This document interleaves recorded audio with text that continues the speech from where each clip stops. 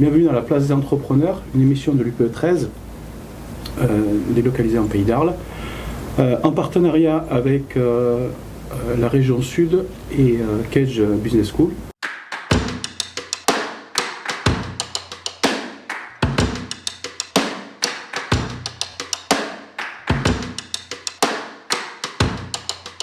Aujourd'hui, nous avons la chance d'avoir un plateau d'exception sur le Pays d'Arles.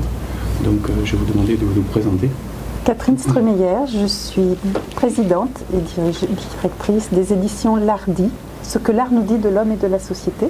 Caroline Nadéo, je dirige depuis quelques mois avec mon frère Mathieu la société Sud Engrais Distribution. Donc c'est une usine qui reçoit des matières premières, des engrais minéraux par train et par bateau, qui les mélange, qui les ensachent et qui les redistribue pour l'agriculture locale et depuis quelques mois aussi pour l'international. Cécile Banco-Chabot. Donc moi je suis présidente de la société Idesia, qui est une société d'audiovisuel avec les métiers de la sonorisation, mise en lumière, vidéoprojection. Nathalie Rougon,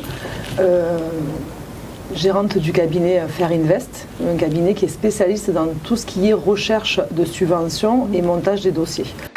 On l'a vu là pendant notamment le premier confinement où on était vraiment chez nous, la puissance de la création et le nombre d'artistes qui se sont même révélés pendant ce temps-là pour nous parler de ce confinement et nous en dire des choses que voilà.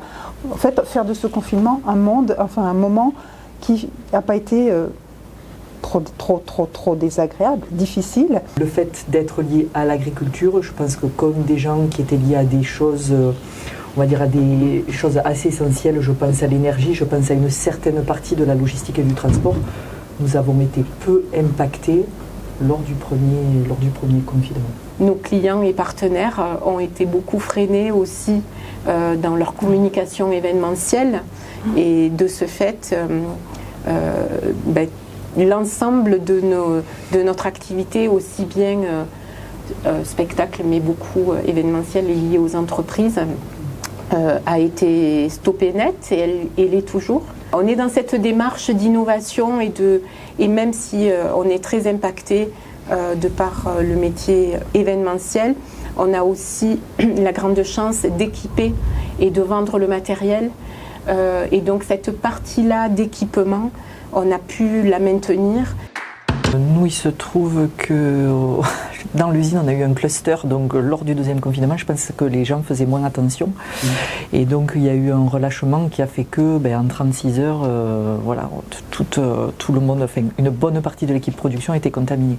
Donc, arrêt de la production totale pendant 8 jours.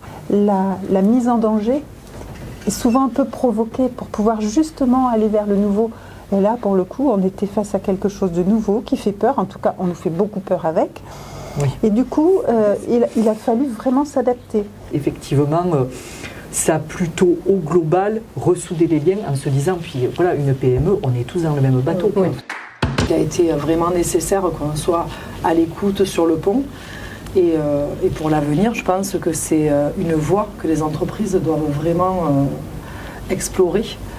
Pour mettre en place toutes leurs procédures et tous leurs projets de développement. Le fait d'entrer dans cette démarche de projet, ça permet aussi de renforcer des liens qui, avec le confinement, ont pu être distendus parce que certaines entreprises ont beaucoup travaillé en télétravail, chacun chez soi, avec ses peurs, avec ses craintes, avec ses difficultés, parce que l'équipement à la maison, ce n'est pas celui du bureau.